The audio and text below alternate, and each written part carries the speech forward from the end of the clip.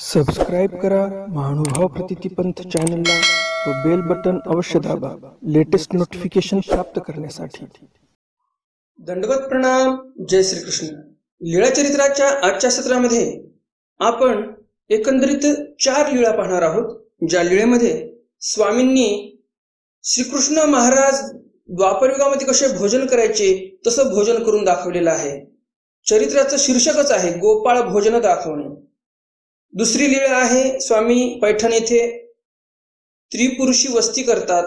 पिंपळवाडी येथे अग्निष्टिकेच्या ठिकाणी स्वामींचा मुक्काम होतो आणि बाबुळवनामध्ये महादेव पाठकांचा उपहार स्वीकार करतात स्वामी। असे एकंदरीत 4 चरित्र पाहणार आहोत। सर्व सविस्तर माहिती हा व्हिडिओ जर तुम्ही पूर्ण पाहिला तरच तुम्हाला मिळेल आणि अर्धवट जर तुम्ही व्हिडिओ सोडला तर मग तुम्हाला हे सर्व चरित्र सविस्तर नाही समजणार। कालच्या सत्रामध्ये मी जो प्रश्न विचारला होता, संध्या म्हणजे काय, संध्या किंवा संध्याकाळ याचा अर्थ काय, हा एक प्रश्न होता। आणि दुसरा प्रश्न होता की स्वामींनी नाथोबाला आणि जे काही सोबत भक्तजन होते त्या भक्तजनांना टिळा का लावायला लावला आणि नाथोबाला तिथीवार का जाणवायला लावला, असे 2 प्रश्न होते। तर काल आपण पाहिलं स्वामींना नाथोबांनी तिथीवार जाणवला, म्हणजे काय तिथी आहे काय वार आहे असं नाथोबांनी स्वामींना जाणवलं। तर नेहमीच्याच प्रमाणे हे तुम्हाला व्हिडिओ नक्कीच आवडणार आहे आणि त्यामुळे लाईक तर कराच, पण जास्तीत जास्त आपल्या वासनिक मंडळीपर्यंत हा व्हिडिओ शेअर करा, म्हणजे त्यांनाही या ज्ञानाचा लाभ होईल। तर जास्त उशीर न करता चला तर आज काही नवीन ज्ञानार्जन करूया। दंडवत हो।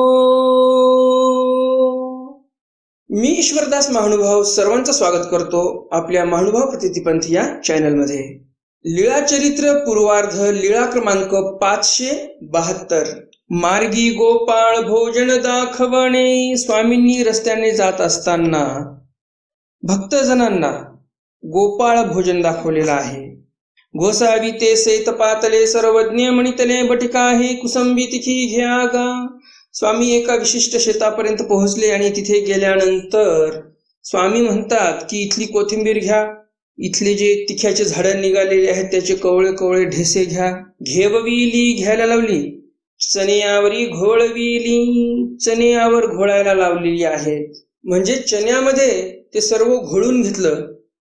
सर्वज्ञ म्हणितले स्वामी म्हणतात बाई आसन घाला, बाई आसन टाका असं स्वामी बाईसांना म्हणतात। मायेथोनी तुम्हासी गोपाळ भोजन दाखविजेल। स्वामी म्हणतात आम्ही तुम्हाला गोपाळ भोजन दाखवणार आहोत। हे पूर्वी गोपाळ अंतु होते, आम्ही पहिलं गोपाळात होतो। बाईसी आसन घातले, बाईसांनी आसन घातलं।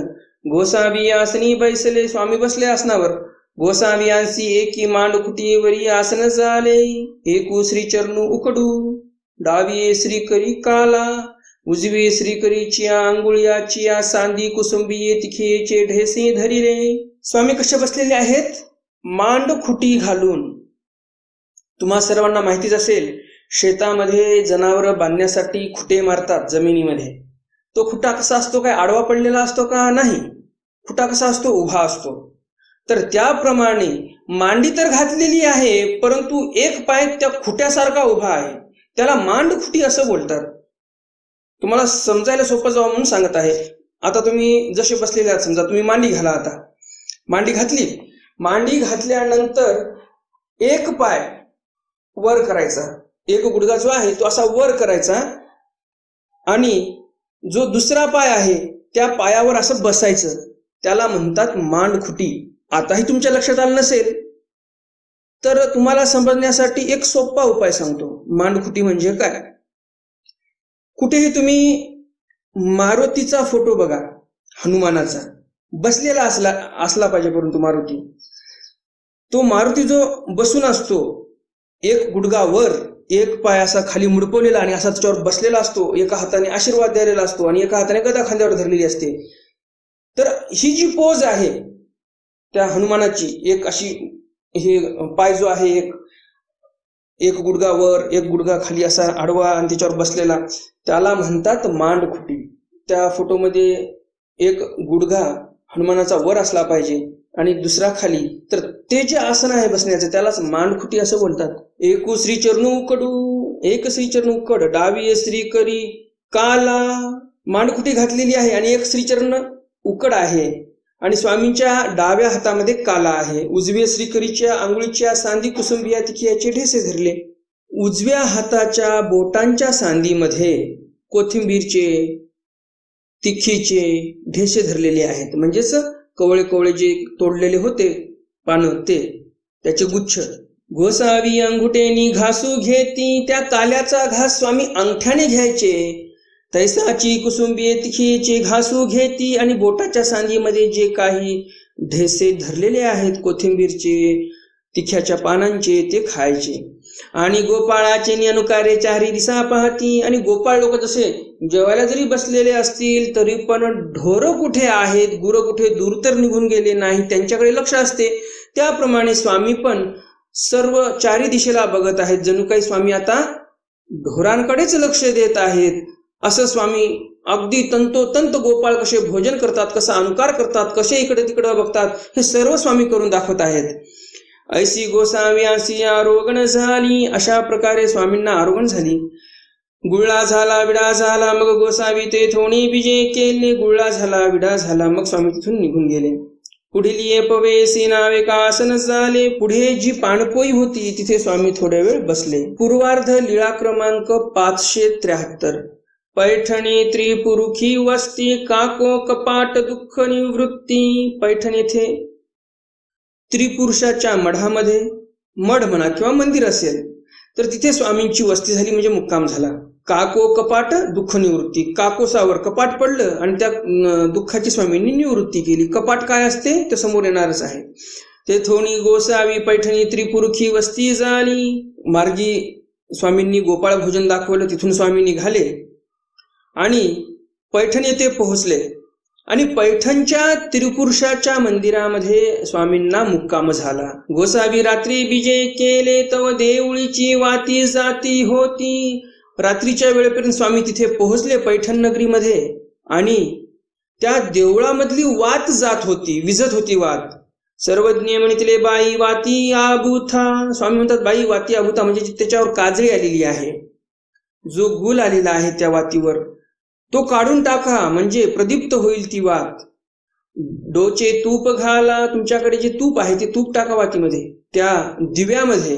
बाईसे भीतरी गेली, बाईसा आतमध्ये गेल्या. वाती आभूथिली, वातीचा गुल काढला, जे काय काजळी आली होती ती काढली. डोचे तूप घातले, तूप घालायला सांगितलं स्वामींनी आणि त्याचप्रमाणे बाईसांनी तूप घातलं. गोसाव्यासी आसन झाले, स्वामींना आसन झालं तिथं. बाईसाचे अंगे कवाड झगटले, ते काकोचिया पाठीवरी पडले. कपाट म्हणजे काय? कवाड. इथे आलं लक्षात तुमच्या? मंदिरातून बाहेर येता येता बाईसांचा धक्का लागला दरवाजाला आणि दरवाजा पार मोडकळीला आलेला असेल कदाचित आणि त्यामुळेच धक्का लागला की पडला. तर बाईसांचा धक्का लागला आणि काकोच्या पाठीवर ते दरवाजा पडला. काकोसी मूर्छना आली, काकोसला मूर्छना आली, बेशुद्ध होऊन पडले काकोस. काकोवरी कपाट पडले, म्हणून भक्तजन धाविन्नले. कपाट पडलं. आता कपाट म्हणजे तुम्हाला कदाचित सुरुवातीला ऐकले असं वाटलं असेल की अलमारीच पडली का कोणती मोठी. आपण अलमारी बोलतो, अलमारी असं वाटते आपल्याला मराठी शब्द आहे का? नाही, हा आंग्ल शब्द आहे. अलमायरा असं बोलतात इंग्रजीमध्ये, अलमायरा. आपण त्याला अलमारी करून टाकलेला आहे. तर असो, त्याच्याशी आपल्याला काही घेणदेण नाही. परंतु कपाट पडलं म्हणजे इथे दरवाजा पडलेला आहे. हल्लीच्या भाषेमध्ये आपण कपाट म्हणजे गोदरेजच्या कपाटाला म्हणतो, तर तसं कोणतं कपाट पडलेलं नाही काकोसाच्या पाठीवर.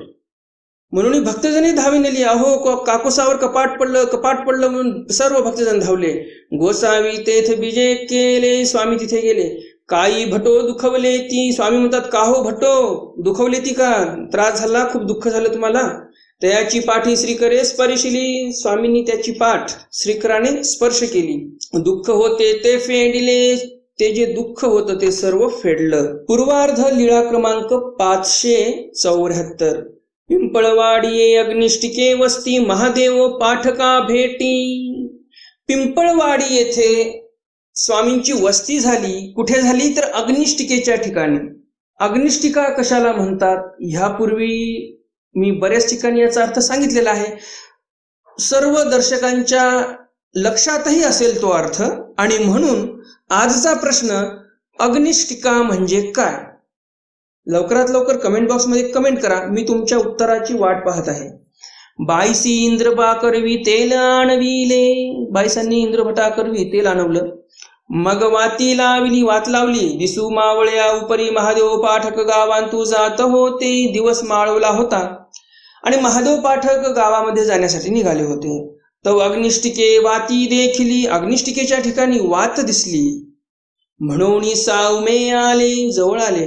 टेंक वेघता पोटी धाप माईना, चढावर होतं थोडं ठिकाण आणि त्यामुळे यांना धाप लागलेली होती. कोणाला? या महादेव पाठकाला. धापत आले, धाप माहिती आहे ना सर्वांना? धाप म्हणजे काय? एखादा डोंगर तुम्ही चढायला लागलेले आहात, जसा तुम्हाला दम लागतो, धाप लागते, त्याला म्हणतात. आता मी कशामुळे सांगतो हे दोनदा? यामागचं कारण असं आहे, काही आपले दर्शक असतात पुण्याकडचे, काही असतात सांगलीकडचे, काही असतात नागपूरकडचे, काही असतात नाशिककडचे, काही असतात परभणी नांदेडकडचे. तर प्रत्येक प्रदेशामध्ये वेगळे वेगळे शब्द वापरतात आणि म्हणून मी आता धापाचाही अर्थ सांगायची काय गरज होती, परंतु मी कशामुळे सांगितलं की एखाद्याला धाप समजत नाही, धाप कशाला म्हणतात, आणि म्हणून मी सांगितलं की डोंगर चढताना एखाद्याला जसा दम लागतो, छातीवर दाब येतो, त्याला म्हणतात धाप लागणे. सर्वज्ञ म्हणितले भटो हळूया, स्वामी म्हणतात भटो हळूया, गडबड करू नका. ब्रह्माची हांडी फुटेल, ब्रह्मांडाची हांडी. आता चालताना बघा प्रेशर कशावर येते? छातीवर येते. आपल्या हृदयाचे ठोके एकदम जोरात धड धड धड धड धड धड करतात आणि म्हणून स्वामी काय म्हणतात? भट्टो हळूया, ब्रह्माची हांडी जी चालू आहे तुमची, धड धड धड धड काळीच करत आहे, ती फुटून जाईल एवढ्या जोरात तुम्हाला धाप लागलेली आहे. त्यामुळे गडबड करू नका, आम्ही काय कुठे जाणार नाही, आरामाने या. स्वामींना किती काळजी भक्ताची बघा, आणि किती सुंदर वाक्यरचना आहे स्वामींची, आणि काय शब्दच नाहीत बोलायला. बघा ना स्वामी काय म्हणतात की ब्रह्माची हांडी फुटेल.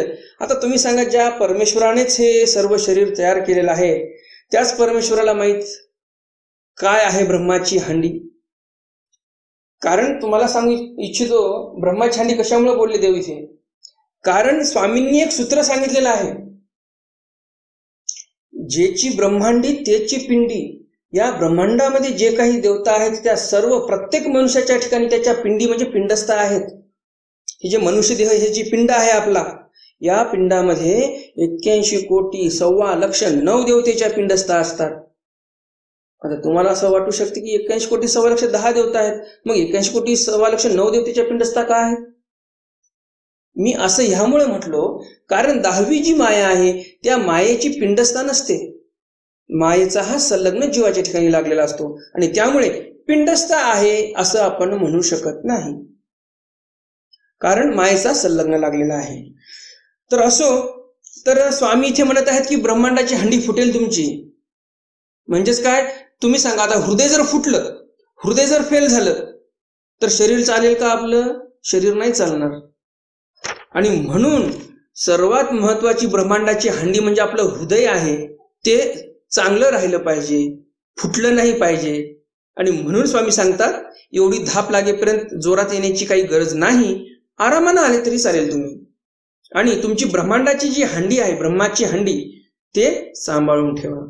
किंवा ब्रह्माची हांडी असं पोटालाही म्हणू शकतो आपण, कारण धाप लागली त्यावेळेस पोटातही कळा उठतात आणि सर्व ब्रह्मांड जे आपलं शरीर चालते ते हंडी हेच आहे, पोट. कारण पोटात अन्न असले तर सगळे हंडी चालेल आपली, नाही तर चालेल का आपली हंडी? नाही चालणार आपली हंडी. आणि म्हणून असंही बोलू शकतो की आपण जे पोट आहे तुमचं, ते पोट सांभाळा, कारण तेच मेन आहे. जशी गाडी चालते आपली, त्या गाडीचं मेन काय पार्ट असते? पेट्रोलची टाकी. पेट्रोलची टाकीच नसेल तर इंधन कसं पोहोचणार त्या इंजिनला? आणि इंजिन जर नाही चाललं तर गाडी कशी पळणार? त्यामुळे दुसराही अर्थ आपण असा बोलू शकतो की ब्रह्मांडाची हांडी म्हणजे आपलं पोट. आता तिसरा अर्थ काही सांगतात की कोणी म्हणतात की मस्तिष्क आहे, कारण मस्तिष्क हे या सर्व शरीरावर नियंत्रण ठेवते. तर आपल्याला जो अर्थ योग्य वाटला तो अर्थ आपण घेऊया. तुम्हाला जो योग्य वाटला, हृदय समजा, मस्तिष्क समजा, किंवा तुमचं पोटही तुम्ही समजू शकता. तर ब्रह्माची हांडी फुटेल. स्वामी असं म्हणतात त्यांना की ब्रह्मांडाची जी हांडी आहे ती धाप लागल्यामुळे फुटून जाईल आणि म्हणून आरामाने या. गोसावियासी दंडवत घातले श्रीचरणा लागले. ते महादेव पाठक स्वामीजवळ आले, स्वामींना साष्टांग दंडवत घातले, पाया पडले आणि स्वामीजवळ बसले. मग सर्वज्ञे म्हणितले. मग स्वामी म्हणतात, हे आपणे या श्रुत की दृष्ट. स्वामी म्हणतात, का हो, आम्ही तुम्हाला श्रुत आहोत की दृष्ट आहोत? श्रुत म्हणजे तुम्ही आमच्याविषयी पहिलं ऐकलेलं आहे की मग यापूर्वी तुम्ही आम्हाला कधी पाहिलेलं आहे? यावर महादेव पाठक म्हणतात, जी जी दृष्ट आम्ही तुम्हाला पाहिलेलं आहे. सर्वज्ञ म्हणतले भोगनारायणी की. स्वामी लगेच म्हणतात, तुम्ही भोगनारायणीच्या ठिकाणी तर आम्हाला पाहिलेलं नाही पैठणमध्ये. जी जी महादेव पाठक म्हणतात, बरोबर, आम्ही तुम्हाला भोगनारायणाच्या मंदिरामध्ये पैठण इथे पाहिलेलं आहे. यावर स्वामी म्हणतात, तै आपण काही वाचिजत होते या. स्वामी म्हणतात, माझ्या मते तुम्ही त्यावेळेस काहीतरी शिकत होतात, काहीतरी वाचत होतात. ग्रंथ कोणता, एखादं पुराण वगैरे, त्याचा अभ्यास चालू होता तुमचा. जी जी महादेव पाठक म्हणतात, अगदी बरोबर, त्यावेळेस मी अध्ययन करत होतो. तै देह कृत्य होते की. स्वामी पुन्हा म्हणतात, का हो, त्यावेळेस तुम्ही तर फार पातळ होते दिसायला, एकदम लुकडे सुकडे होते. जी जी महादेव पाठक म्हणतात, बरोबर, त्यावेळेस मी फार बारीक होतो, माझी प्रकृती फार बारीक होती. तरी येसनी होते या.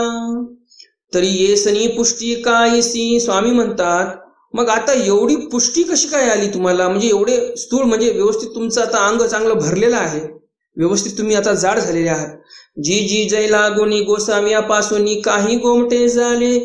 महादेव पाठक म्हणतात, मला तुमचं दर्शन झालं भोगनारायणाच्या मंदिरामध्ये आणि तेव्हापासून मला गोमट प्राप्त झालं. आणि मी पहिले जसा वाळलेला होतो, कृश शरीर होतं, ते शरीर आता जाड झालेलं आहे. ते तुमच्यापासूनच झालेलं आहे, तुमच्याकडूनच मला गोमट मिळालेलं आहे आणि म्हणून माझी प्रकृती आता चांगली धष्टपुष्ट झालेली आहे, असं महादेव पाठक म्हणतात. तैलागोनी देह स्थूळ झाले. आणि म्हणून महादेव पाठक म्हणतात की तेव्हापासून तुमचं दर्शन झालं आणि तेव्हापासून माझं देह कृष्य होतं, ते स्थूळ झालेलं आहे. आणि उन्हनस आहे जी. आणि मग महादेव पाठक म्हणतात की आता मला सध्या ऊन सहन होत नाही, उन्हाचा फार त्रास, थोडंसंही ऊन पडलं की ते सहन होत नाही. सर्वज्ञ म्हणितले ऐसे येथोणी येसने गोमटे तरी येथीच्या दर्शनाने याते काही. यावर स्वामी म्हणतात, का हो महादेव पाठक हो, आमच्याकडून तुम्हाला एवढं गोमट मिळालं, फार लुकडे सुकडे होते तुम्ही, आता एवढे जाड झाले, एवढी तब्येत चांगली सुधारली, एवढे सदृढ झाले तुम्ही, धष्टपुष्ट झाले, आणि तरी पण येथीच्या दर्शनाने याते काही. तुम्ही आमच्या दर्शनाला येत नाही, कशामुळं? जी जी गोसावी कवनी ठाई राज्य करीत असती ऐसे मी जाणेना. मग महादेव पाठक म्हणतात, यायला काय मी आलो असतो, परंतु नेमकं स्वामी कुठे आहेत हेच मला माहिती नव्हतं, आणि मग मी कसं काय येणार तुमच्या दर्शनाला? सर्वज्ञे म्हणितले. स्वामी म्हणतात यावर, हे ऐसे प्रतिष्ठाना प्रांतची असे मा. स्वामी म्हणतात, हे काय, आम्ही या प्रतिष्ठान प्रांताच्या एवढ्या एरियामध्येच आहोत, आम्ही प्रतिष्ठान प्रांतामध्येच आम्ही फिरत आहोत. तो वेसी रखा बोबाईला. तेवढ्यात वेसी रखा म्हणजे रात्रीच्या वेळेला जो वॉचमॅन असायचा, वेशीचे दरवाजे बंद करण्याची नोकरी ज्याच्याकडे होती, तो वेसी रखा, तो ओरडायला लागला. वेशी बंद करण्याच्या अगोदर आवाज द्यायचे ते वेशीवाले लोक, रात्री जागरण करणारे, वॉचमॅनकीचे ड्युट्या करणारे, ते ओरडायचे की जे कोणी बाहेर असतील ते लवकरात लवकर आतमध्ये या, वेशीचा दरवाजा बंद होत आहे, असं ओरडायचे. तर असे तो वेशी राखा जो होता तो ओरडायला लागलेला आहे. गोसावी तैसेची त्या पाठवणी दिली. स्वामी म्हणतात, अहो जा लवकर, वेशीचा दरवाजा बंद होत आहे, दरवाजा बंद झाला तर बाहेरच राहावं लागेल तुम्हाला. तेही गोसावी ते विनविले. लगेच ते जाता जाता विनंती करतात महादेव पाठक स्वामींना, जी जी गोसावी मज उद्या दर्शन द्यावे. स्वामींनी मला उद्या दर्शन द्यावं असं महादेव पाठक विनंती करतात. गोसावी विनवणी स्वीकारली. स्वामींनी विनंती स्वीकार केली. ते निघाले पटकन घाई गडबडीने, कारण वेशीचं द्वार बंद होणार होतं. पूर्वार्ध लीळा क्रमांक 575. बाबुळवणी महादेव पाठकांचा उपहारू स्वीकारू. बाबुळवनामध्ये स्वामींनी महादेव पाठकाच्या उपहाराचा स्वीकार केलेला आहे. रात्री गोसावी तेथ वस्ती झाली. कुठे वस्ती झाली स्वामींना? पिंपळवाडीच्या ठिकाणी, अग्निष्टिकेच्या ठिकाणी. कुठे वस्ती झाली स्वामींना? पिंपळवाडी येथे अग्निष्टिकेपाशी स्वामींना मुक्काम झालेला आहे, स्वामींची वस्ती झालेली आहे. तर रात्री तीर्थवस्ती झाली अग्निष्टिकेला. उदयाची गोसावी अशी पूजा सुरू झाला. उदयाची म्हणजे सकाळचा पूजा स्वामींचा झालेला आहे. गोसावी उभे ठाकोणी अंगी टोपरे वेढीत असती. स्वामी उभे राहिले आणि जे अंगी टोपरे होते ते वेढत बसले. म्हणजेच काय, प्रावरण केलं, टोपरे घातले डोक्यामध्ये आणि अंगी अंगावर प्रावरण केली. अंगी म्हणजे काय, सदरा घातला. वेढीत असती म्हणजे बराच वेळ लागत आहे असा दिसतो आपल्याला इथे. कशामुळे वेळ लागत आहे?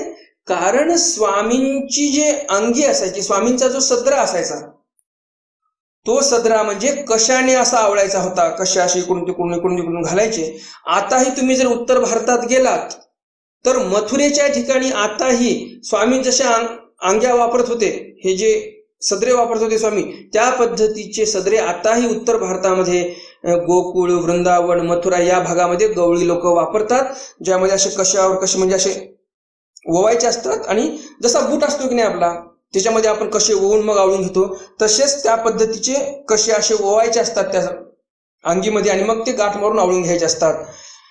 तर पूर्वीच्या काळामध्ये तशा अंग्या होत्या, कारण की गुंड्या बटणं हे काही नव्हतं त्यावेळेस. तव ते आले, स्वामी अंगी टोपरे घालतच होते की तेवढ्यात महादेव पाठक तिथे पोहोचले. गोसावियासी दंडवत घातले, श्रीचरणा लागले. स्वामींना त्यांनी साष्टांग दंडवत घातले, पायाही पडले. मग गोसाविया ते उपहारा लागी विनवू आदरिले. मग स्वामींना ते विनंती करायला लागले की जीजी माझ्या घरच्या उपहाराचा स्वीकार करा. सर्वज्ञी म्हणितले स्वामी म्हणतात, आता हे बाबुळ गावासी निघाले, मागील कडवणी तुम्ही उपहारू घेऊन या. महादेव पाठक म्हणतात, आता आम्ही बाबुळगावला निघालेलो आहोत, तुम्ही मागून आता स्वयंपाक तयार करून आमच्यासाठी उपहार घेऊन या. जी जी मज ऊन नसा आहे. महादेव पाठक म्हणतात, जी जी मला काही दुपारचं चालणं सहन होत नाही, उन्हामध्ये मी चालू शकत नाही, मला ऊन सहनच होत नाही, कसं काय येणार. यावर स्वामी म्हणतात, साहो आदरी जे तरी साहिल. स्वामी म्हणतात, तुम्हाला जर इच्छाच झाली सहन करण्याची तर तुम्ही सहन करू शकता. आताच्या भाषेत तुम्हाला सांगायला गेलं तर आवड असेल तर सवड मिळते, जसं बोलतो आपण त्याप्रमाणे स्वामी म्हणतात की तुम्हाला जर इच्छा असेल सहन करण्याची तर तुम्ही सहन करू शकता. मग नाथोबा आणि मार्कंड राहाविले. नाथोबा आणि मार्कंडाला तिथं थांबायला सांगितलं स्वामींनी. गोसावी बाबुळवनासी विजय केले. स्वामी बाबुळवनाकडे गेले. कुठलं वन आहे हे? बाबुळगावकडचं बाबुळवन आहे. बाबुळवणी गोसाव्यासी आसन झाले. बाबुळवनामध्ये स्वामींना आसन झालं. ते उपहार घेऊन आले. महादेव पाठक मागून उपहार घेऊन आले. गोसावियांसी पूजावसरू झाला. स्वामींना चांगला पूजावसर करण्यात आला. तिथे आरोगण झाली. स्वामींनी आरोगणा पण केली. तो जो उपहार आणला होता महादेव पाठकांनी तो स्वामींनी स्वीकार केलेला आहे. भक्तिजनासी पांती जेवणे झाली. भक्तजनांना पांतीमध्ये जेवण झालं. गोसावियांसी गुळळा झाला, विडा झाला. स्वामींना गुळळा झाला, विडा झाला.